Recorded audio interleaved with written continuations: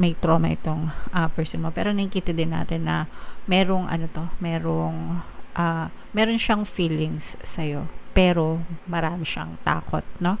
Marami siyang takot, marami siyang kinakatakutan. That's why gusto niya yung tipong kapag ayaw na niya, madali siyang umalis, madali siyang makaalis, escape, no? Sa inyong relationship, if ever man na magsawa siya, or if ever man na everything goes south, ganyan.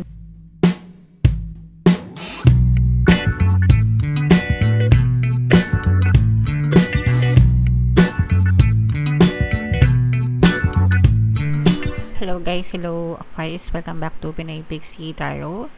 Love life reading tayo guys para ngayong July, para sa Aquarius, Sun, Moon, Rising Sign, and Venus. General reading lang, pwede mag-resonate, pwedeng hindi, pwedeng positive, pwedeng negative, pwedeng ma-pick up yung energy nyo, pwedeng ma-pick up yung energy ng person nyo. Roles can be reversed guys. If in case hindi kayo naka-resonate dito, try nyo panoorin yung video dun sa zodiac sign ng person nyo, mga kapixie. Baka nandun yung energy nyo guys. So unahin natin tong deck na to guys. Tignan natin yung mga nakaka-impluensya, energy na nakaka-impluensya sa love life nyo guys. Alright, so for some of you guys, this may be a long distance relationship, no, with money involved. Ibig sabihin, maaaring nagkahiwalay kayo ng person nyo kasi kailangang magtrabaho para kumita ng mas malaking pera. Syempre kapag nasa abroad ka, iba yung currency ng pera mo, di ba? Iba yung value, iba yung currency, mas malaki yung sweldo, ganyan. So for some of you, maaaring isa yun sa mga reasons, or isa yun sa mga nakaka-apekto sa inyong relationship, mga kapixie. For some of you, pwedeng soulmate kayo nitong person nyo, mga kapixie. Very much compatible kayo sa soul level, no, nitong person na to. And although for some of you guys, maaaring hindi mo maramdaman yung commitment from your person, open relationship guys. Pag sinabing open relationship, non-committed, no, hindi kayo committed sa isa't isa. Ibig sabihin, pwedeng open kayo sa multiple partners, okay? Although hindi to magre-resonate sa lahat guys, kasi hindi naman lahat open sa mga ganitong klaseng relationship. Ibig sabihin, pwedeng kayo pero merong sila, ganyan, 'di ba? Nagets nyo ba? Kaya nga multiple partners. Pwede ito guys sa mga pwede kasing yung person nyo is Muslim, no? Kasi sa kanila legal ito, kultura nila, mga kapixie. Cultural and religious beliefs, no? So pagka mga ganun, medyo mag-isip-isip na kayo kasi legal yun sa kanila. So wala kayong magagawa, mga kapixie. Normal sa kanila yung multiple partners, okay? Kung gusto nyo na kayo lang yung the one, iwas kayo sa mga ganong klase ng tao or culture, mga kapixie, okay? Pero for some of you, maaaring ganyan yung nangyayari sa inyo. And with this wallflower energy guys, pwedeng meron kang tinatago or meron silang tinatago sa inyo, na most of the time ito yung dark past, no? Yung mga past circumstances sa nakaraan mo na gusto mo nang kalimutan, or gusto na niyang kalimutan, na pwedeng nakaka-apekto ulit sa inyong relationship, mga kapixie. Pwedeng ito rin yung dahilan kung bakit hindi committed, kung bakit hindi ka makapag-commit sa kanya, or bakit hindi siya makapag-commit sa inyong mga kapixie. Alright? Pero regardless, kahit ano ba, nakikita natin na dito talaga medyo, kahit na hindi kayo committed sa isa't isa, parang hindi kayo mapaghiwalay nitong person na to, mga kapixie. Kahit na LDR pa kayo, di ba? Pwedeng meron lang kayong physical distance, pero emotionally mahigpit yung inyong connection with this person, probably nga because soulmate level kayo guys, okay? Alright, so comment down below, Aquarius, if feeling nyo naka-resonate kayo dyan. Tingnan natin guys yung ganap sa inyong love life, Aquarius, ngayong July. Shuffle ko to guys, hanapin ko yung energy ng love at saka yung energy ng Aquarius. Habang sinashuffle ko to, panoorin nyo muna yung video natin regarding sa ating paano mag-manifest ng abundance video course. Kapiksi, sawa ka na ba sa mga struggles at hirap sa buhay mo? Masipag ka ba at masikap sa buhay ngunit hindi ka pa rin umaasenso? Ilang beses ka na bang nag-attempt mag-negosyo at mag-invest pero palagi ka pa rin nalulugi? Sa pagkakataon na ito ay maaaring may subconscious beliefs ka na nagiging balakid sa iyong pag-unlad at pagyaman. Introducing, paano mag-manifest ng abundance video course. Dito ay matututunan mo ma-overcome ang mga balakid mo para tuluyan ka ng umunlad, umasenso, sumagana, maging matagumpay, successful at maswerte sa iyong kabuhayan, pera, trabaho, negosyo, salapi at kaperahan ng bonggang-bongga. Dali, mag-send na ng email sa pinoypixitaro@gmail.com at simulan na ang iyong pagyaman ngayon. Alright, so sa lahat na gusto mag-avail ng course guys, meron tayong 20% discount with your sale until June 30. I-avail nyo na mga kapiksi, sobrang ganda niyan. And meron din tayong bagong course guys, paano mawala ang third party at magkaroon ng harmonious na relationship para sa mga kapiksi natin na merong nagdudusa sa mga third party guys. Pwede nyo avail yan, sobrang ganda ng course mga kapiksi. So tingnan natin guys itong inyong spread. So, Aquarius guys, kaya in-represent ng Queen of Swords sa ating spread mga kapigsi. Ito ay combination guys ng positive and negative energy guys. So, nakikita nga natin dito guys na nagkakaroon kayo ng conflict ng iyong partner o specific person. Meron kayong mga pag-aaway mga kapigsi. For some of you guys, parang merong naninira no, dito sa relationship nyo mga kapigsi. Unang-una, unahin ko muna ito kasi itong lumabas dito yung pagiging open ng person mo. So, ito yung open relationship mga kapisi. Ito yung reason kung bakit open relationship, no?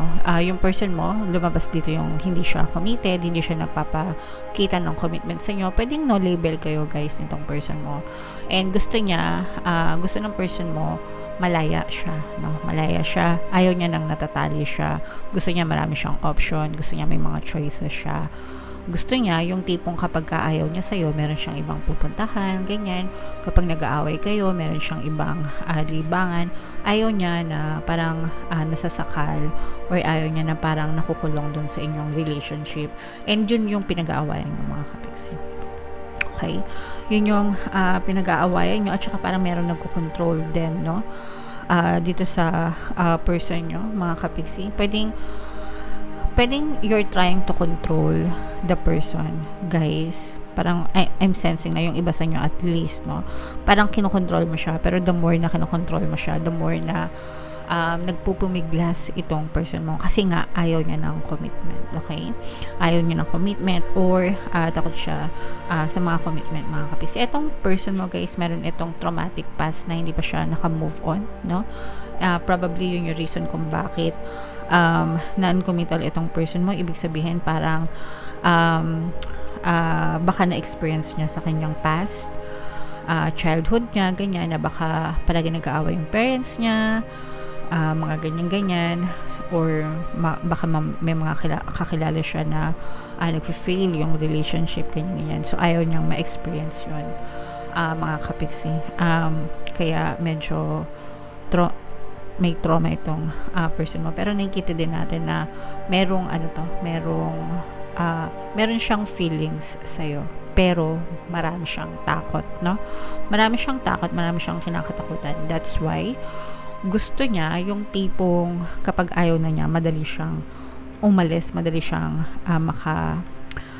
makaalis, escape, no? Sa inyong relationship, if ever man na magsawa siya or if ever man na everything goes south, ganyan. Ibig sabihin everything na every time na mag-away kayo or anytime na mag-away kayo, ganyan. Gusto niya yung madali siyang makaka-escape. Ayaw niya nang parang nasasakal siya na parang preso.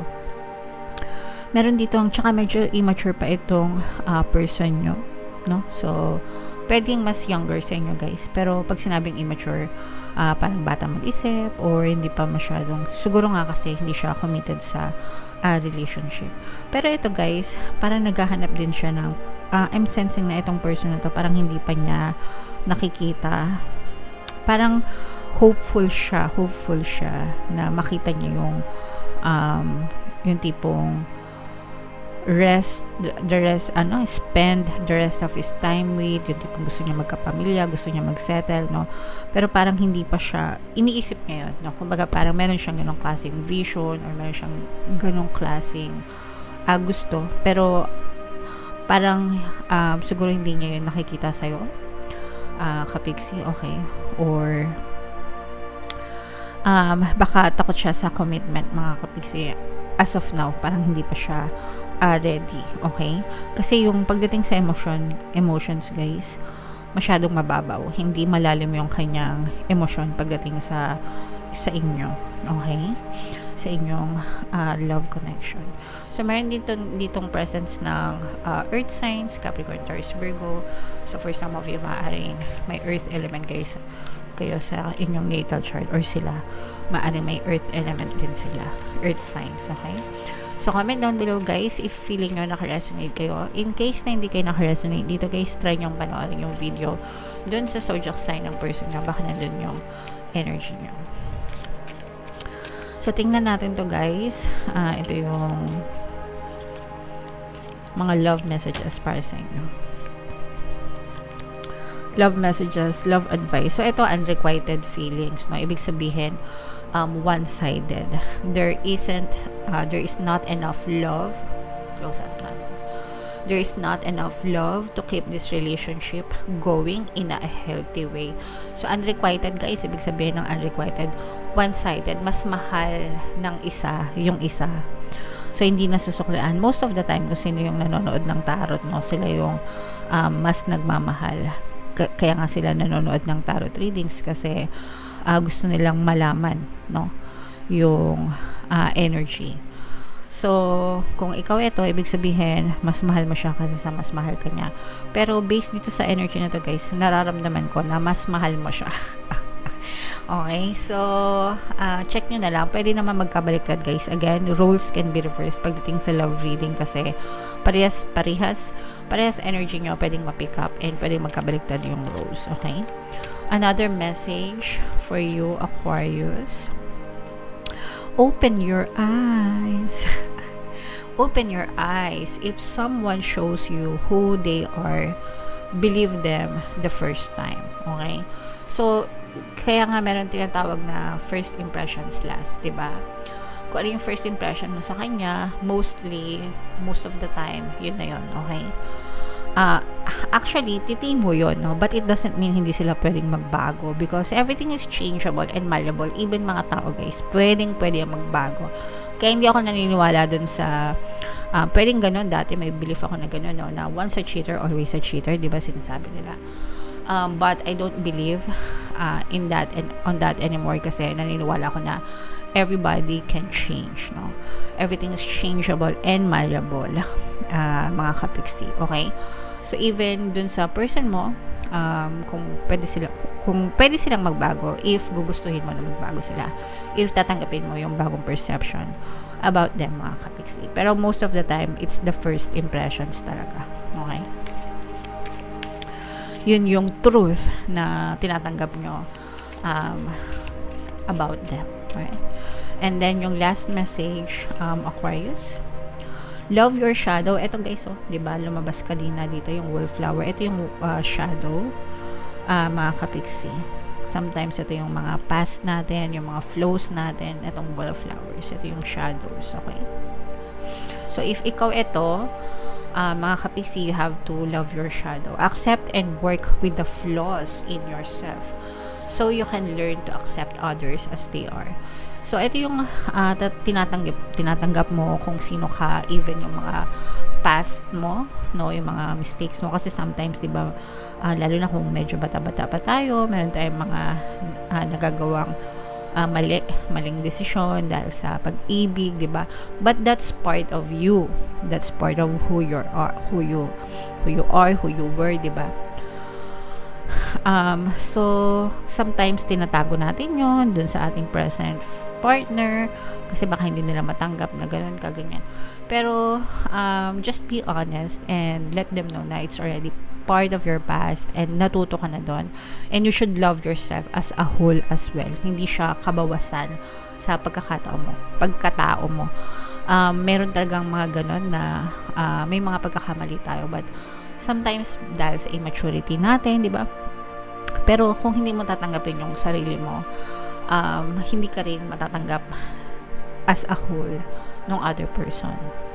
Kasi kung ano yung binibigay mo sa sarili mo, yun yung tatanggapin nila about you. So make sure that you love yourself as a whole. You are whole and complete. You're perfect the way you are, regardless of your flaws. No? Kung ikaw, pwede kang magbago, pwede din magbago yung ibang tao. So yun palagi yung iisipin, mga kapiksi. Alright? Your past doesn't define you. Okay? So, yeah. Comment down below. Sobrang ganda ng mga readings nyo, Aquarius. I mean, at least dito sa mga messages na to. Sana may natutunan kayo.